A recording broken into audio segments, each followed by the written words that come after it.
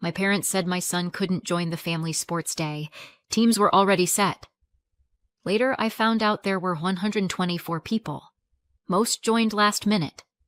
I didn't yell. I took action instead. 3 months later, my parents were at my door, in a full-blown panic. "How was the sports thing?"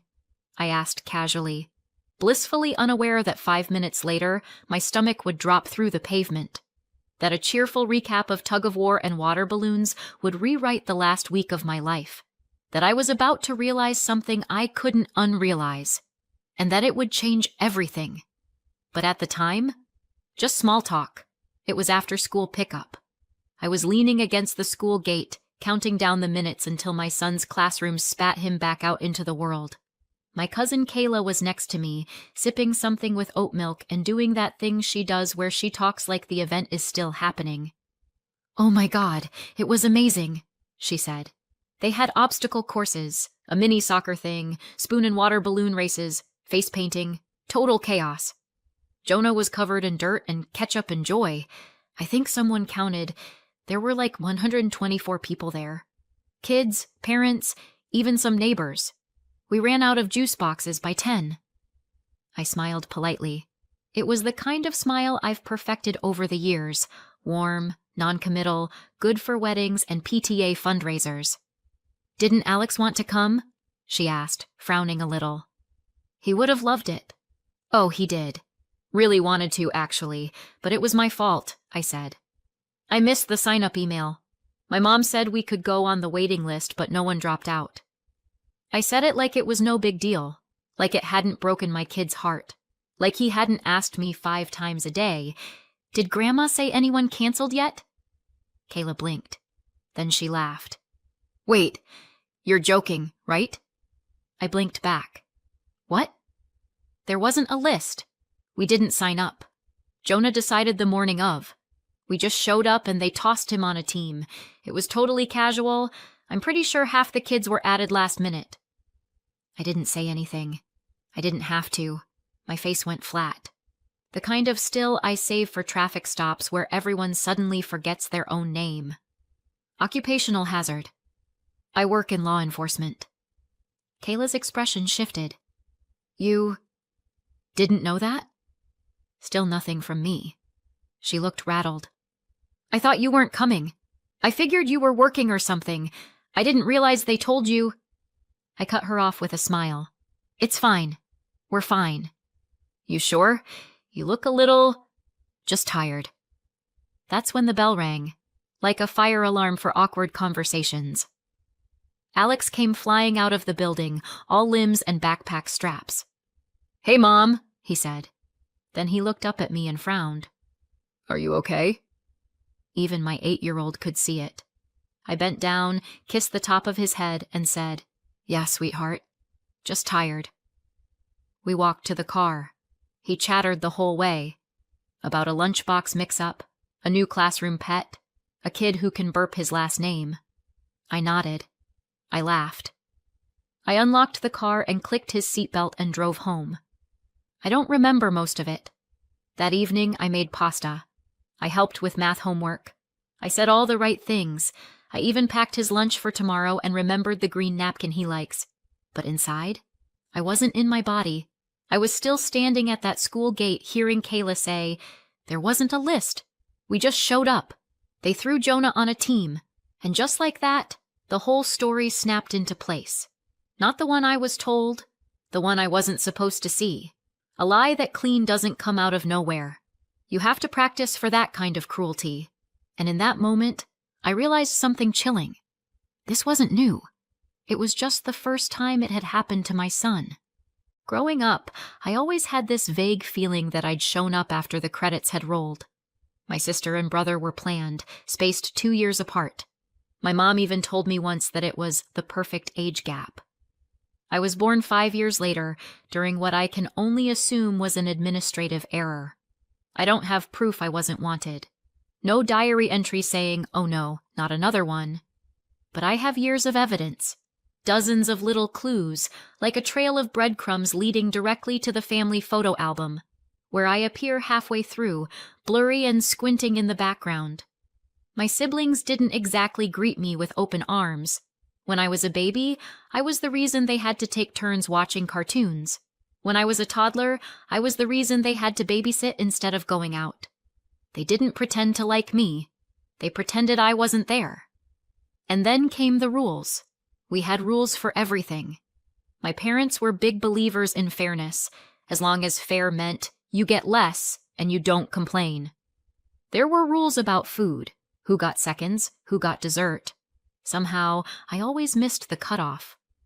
I once asked why I couldn't have more mashed potatoes, and my mom said, "Because we have to make sure there's enough for the bigger appetites." That was code for, your brother gets everything. But the worst rules were about participation. Every Sunday night, my parents and siblings played Hearts, a 4-person card game that became a weekly ritual. They played at the kitchen table, laughing and keeping score on little paper slips. I'd sit nearby, pretending not to care, like a dog watching people eat steak and insisting it's fine with kibble. When I asked to join, my dad said, "It's a 4-player game. You'd ruin the balance."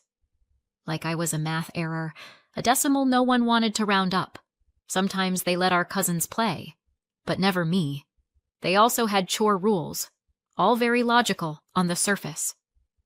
My siblings had more homework, so I got more chores. Since I had more free time, I got the toilet, the cat litter, and baseboard scrubbing. My brother took out the trash once a week.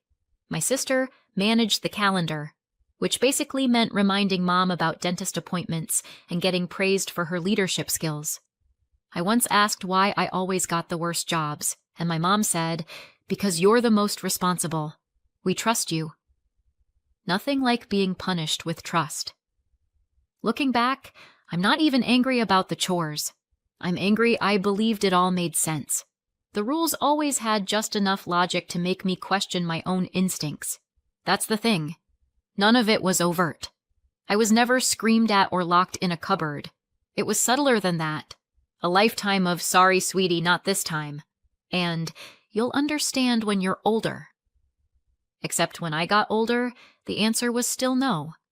Just delivered with better vocabulary. When college rolled around, my siblings both got parental support. They went off to places with Latin mottos and seasonal scarves. I stayed home. My parents had a rule. They would financially support any child who got at least 3 A's in priority subjects: math, English, and chemistry. I got an A in English, a B in chemistry, and a C+ in math. They said, it wouldn't be fair to change the rules now. Of course not. So I joined the police academy, state-funded. No parental support required.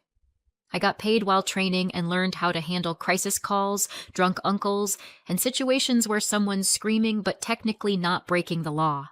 All of which, incidentally, prepared me well for future family gatherings. I thought I'd escaped.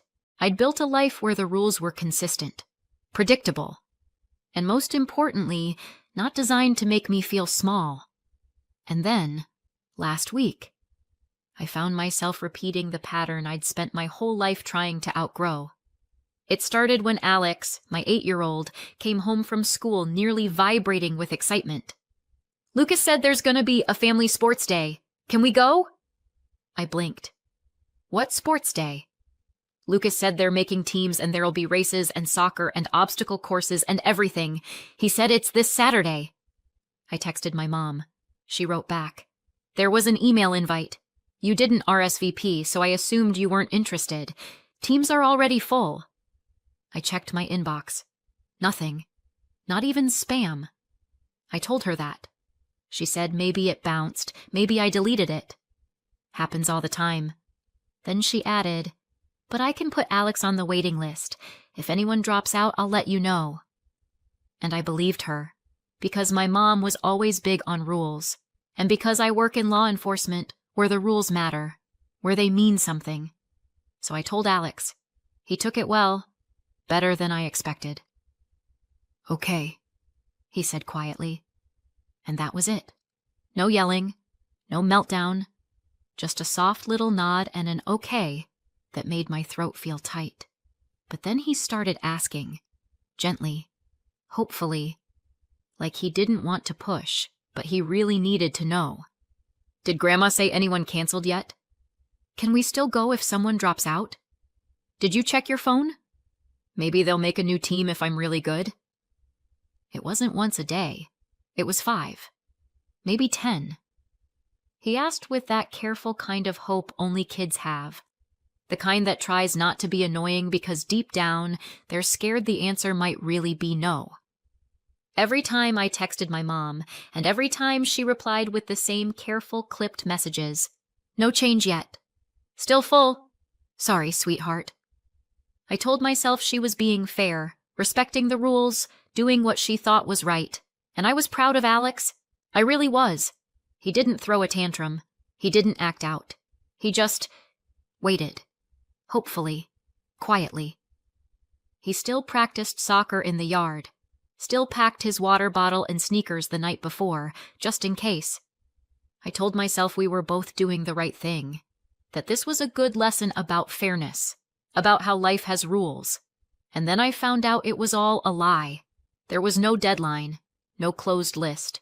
No full teams. No wait list. Just an excuse. And I believed it. I passed it on. I told my son that the system was fair. That he wasn't being excluded, just unlucky. And now I can't stop thinking about that. Because I spent my entire childhood sitting on the sidelines of a game I was never allowed to play.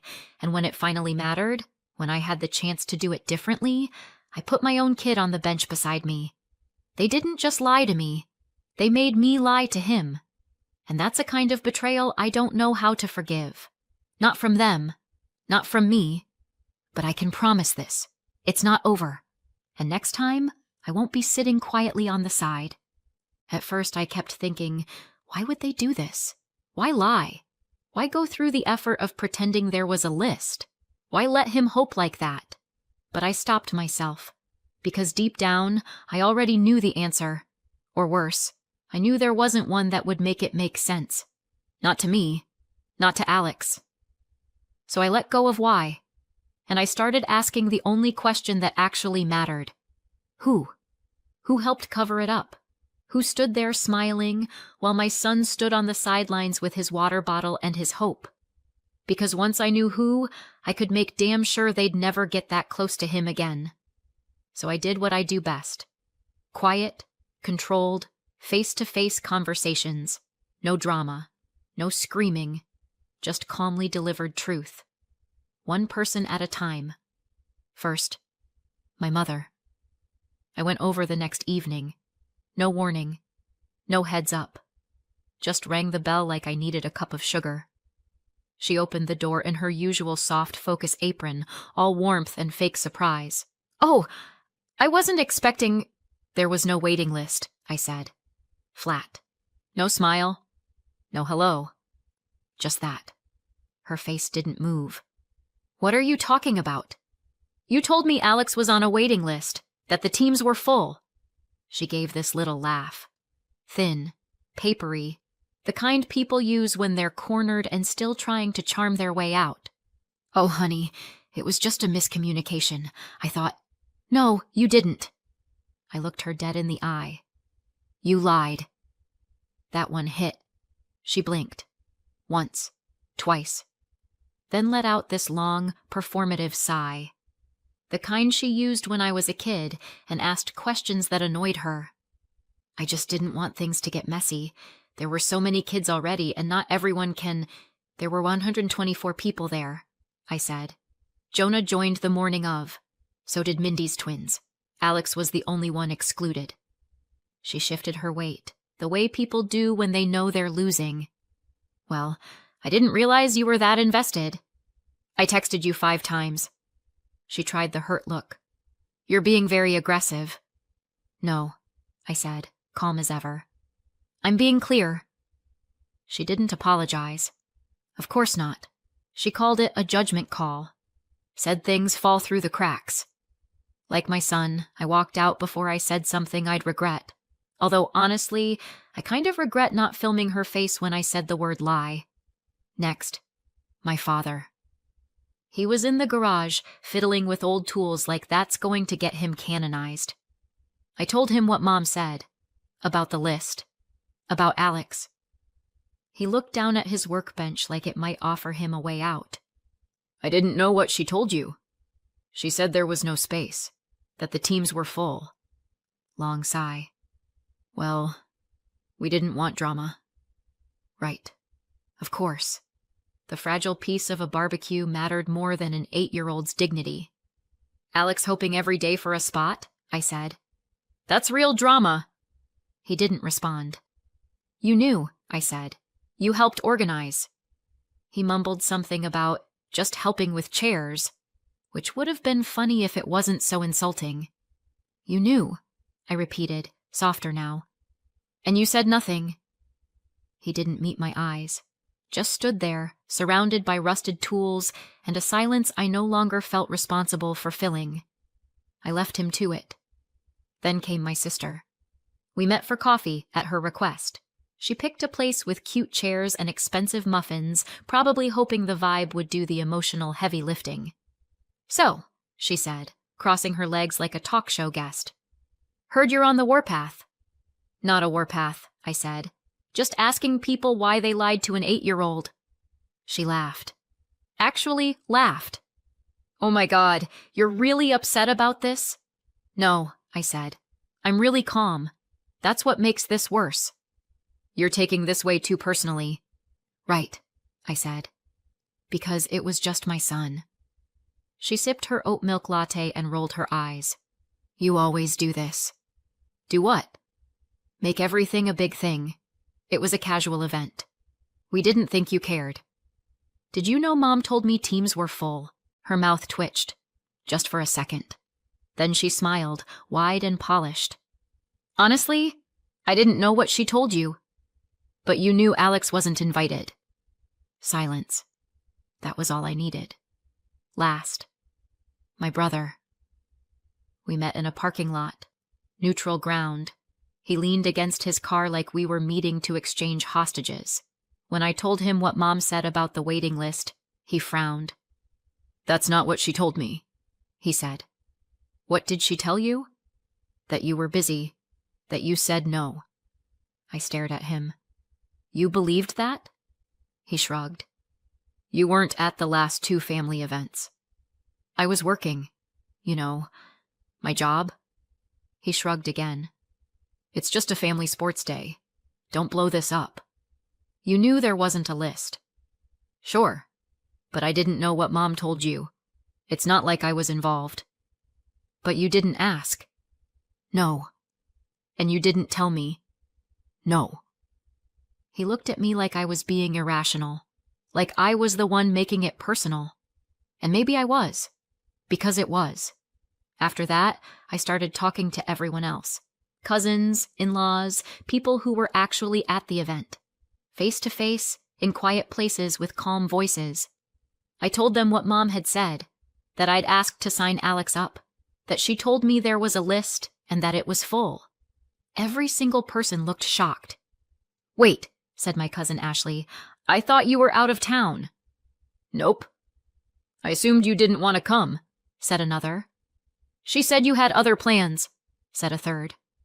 Some of them looked genuinely shaken. One aunt even teared up and said, if I'd known, I would have called you myself. One thing became very clear. None of them were in on it. The lie was tightly held. Just my parents and siblings.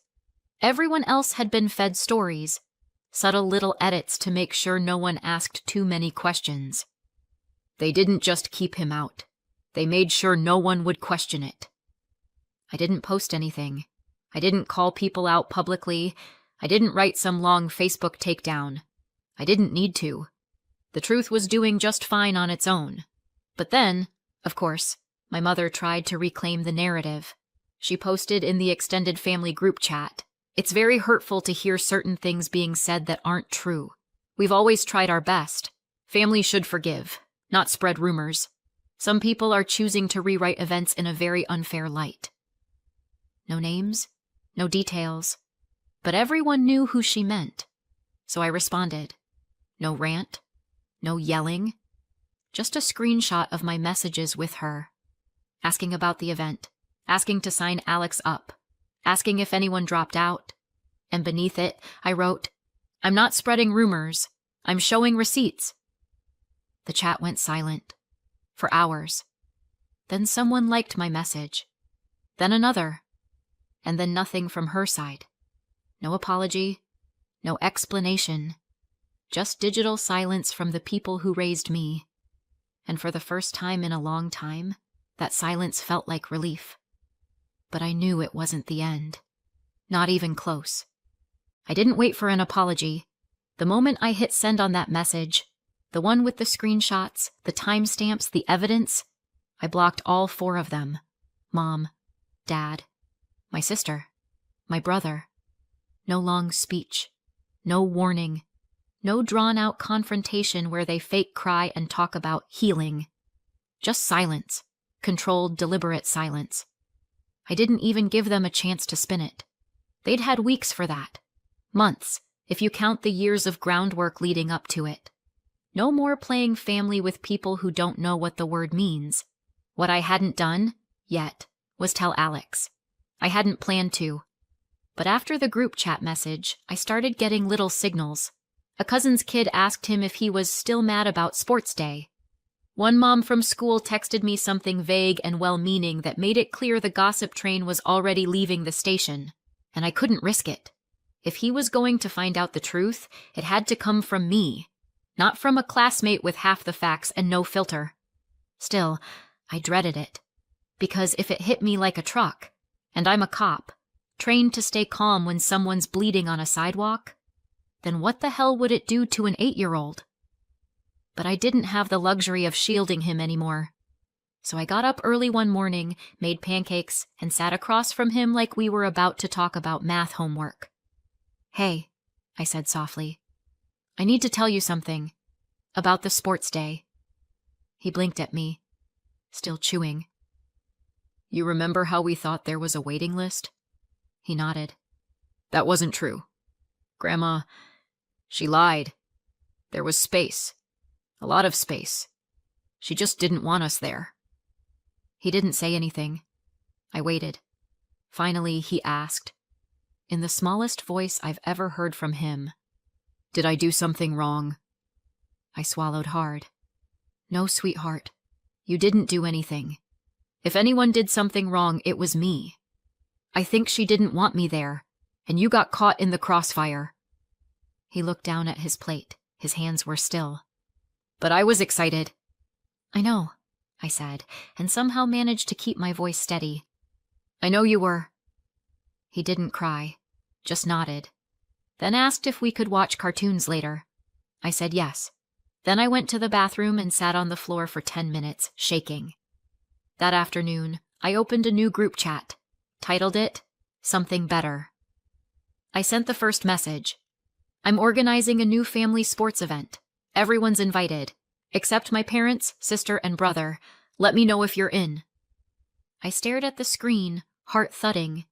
Then the replies started rolling in. 100% in. Yes, let's make it amazing.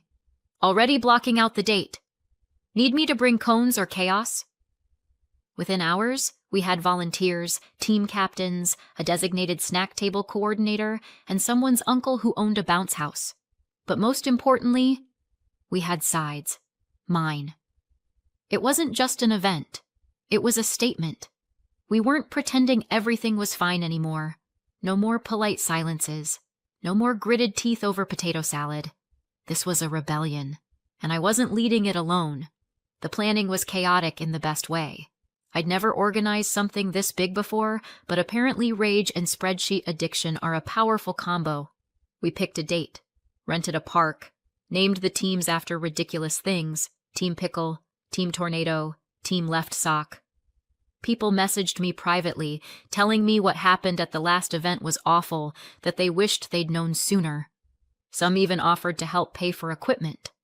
One cousin wrote, "I told my mom if she goes to their house again, she's not welcome at mine." Another said, "We all saw how they treated you. We're done pretending." It wasn't just inclusion. It was alliance. We had rules. The ironic kind. Rule number 1, everyone's allowed. Rule number 2, unless you excluded a child for sport. 3 days before the event, my mom and sister showed up at school pickup. Again. Like they thought public places made them immune. I saw them standing by the parking lot, all pearls and forced smiles. I didn't even flinch. "Can we talk?" my mom called out. "Nope," I said. "Busy." My sister took a step forward. "You really going to keep the kids out of this?" "You did that already," I said without stopping. "You're being vindictive." "No," I said, opening the car door. "I'm being selective." My mom raised her voice. "You're tearing this family apart." "You tore it," I said. "I'm just cleaning up the pieces." I drove off before they could say another word. The next day, their tactics changed.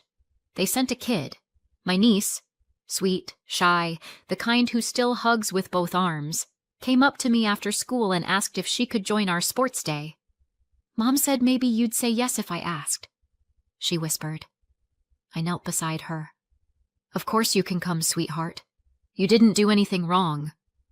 Her face lit up. I glanced across the field. My sister was watching from a distance, smiling. She thought she won something. She didn't. The day of the event felt electric. Over 100 people showed up. We had music, ice cream coolers, mismatched team shirts, and someone brought a karaoke machine even though it had nothing to do with sports. Alex wore a captain's armband and greeted every kid like a tiny CEO. He took it very seriously. I've never seen him look prouder. Then, halfway through the day, they arrived. All of them. My mom, my dad, my sister, my brother, their spouses, their casseroles. Not invited, not wanted. But there anyway. Their kids ran off to join the games. I let them. I wouldn't punish children for adult cruelty, but the adults? We were ready. We'd agreed in advance. No greetings, no smiles, no eye contact. They would not be seated. They would not be served. They would be seen and not welcomed. They walked up to the tables and conversations died. They stood awkwardly, waiting for a gap to step into, and none appeared. My mom tried to speak to someone, got a tight nod and a turned back. They were invisible, and in that invisibility, deeply visible. Eventually, they stood by the trash cans, then near the edge of the field. Then they left. The kids were upset. One of them had half his face painted like a dinosaur. The other had just won a race and didn't want to go. But they left anyway, outcasts, by their own doing. 3 days later, they came to my door. My mom, my dad, my sister. Apparently, my brother had better things to do, or more likely, hoped to avoid another round of humiliation. I opened the door just enough to let them know I wasn't afraid. Just done. "You humiliated us," my mother said. "No," I said. "You did that. I just stopped hiding it. You made us feel like criminals. You made a child feel invisible. You're lucky all you got was a cold shoulder." My sister stepped forward. "You need to fix this." I smiled. "I did. It was perfect." My mom narrowed her eyes. "You're going to regret this one day." "Already did," I said. "That's why I stopped." And then I shut the door. No anger, no theatrics. Just a full stop. I walked back into the kitchen where Alex was drawing on the whiteboard I hung up just for him. He turned to me. "Mom, next year's team name should be the Comeback Kids." I grinned. Sounds like a plan. Because we were. And we already had. I still don't know if I went too far, but I do know I protected my kid. And I'd do it again. What do you think? Did I cross a line? Or finally draw one?